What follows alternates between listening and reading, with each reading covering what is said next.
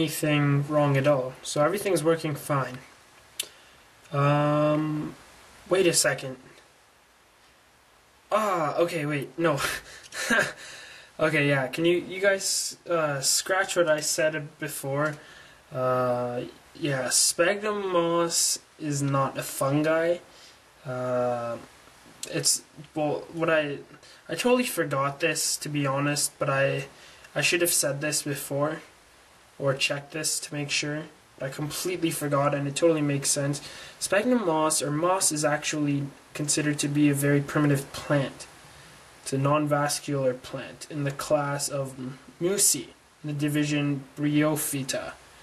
And the fact that what distinguishes it from fungi as a plant, aside, because they are very similar, but what really distinguishes it is the fact that that moss, or especially like just looking at sphagnum moss, it's very evident that sphagnum moss has chlorophyll, which is characterized by the green color.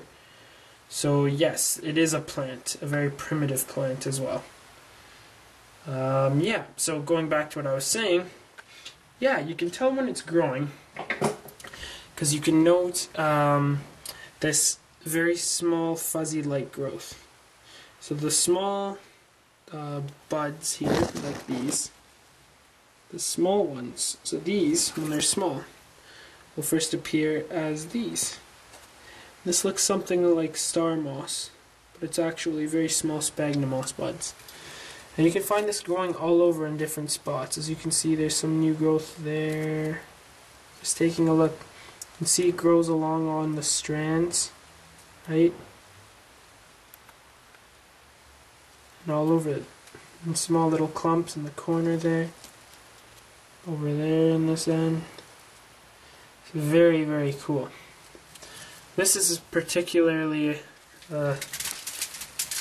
quite a good example of how successful moss can just go crazy and clump and start growing very well.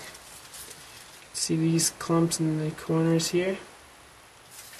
This is all new moss growing from the original bits. So you can, yeah, you can spread it around on its ideal substrate, keep it nice and wet. It'll spread. You can see here there's some new growth. And as you can see, there is some, I did take some of the long fiber here and place it underneath the new growth, or sorry, the live. So it's more natural that way. Just like in the wild, in a bog, you would have the peat, the dead moss, and the live moss on top. So that's how it would work. And here's a nice, here's an also here. This is also a good example of some new growth coming beside these Drosera spathulatas. So yeah. Okay, so that kind of gives you an idea of the different ways of spreading the moss around. The main benefits to having this moss with your plants is that it really retains humidity. It requires a large amount of water itself as a plant, but it really helps to retain the humidity and maintain that pH level. Also, if you did mess up and poured distilled water, it would probably soak into the moss and kill the moss over your plant. But don't even try that, like, I'm just saying. So yeah, and it's also very pleasing to see. I mean, the difference between a pot like this, with my Pinguicula morinensis, and a pot with a Nepenthes Miranda cultivar that has a nice established bedding of sphagnum all around it. I mean, this is ideally more like visually pleasing for sure.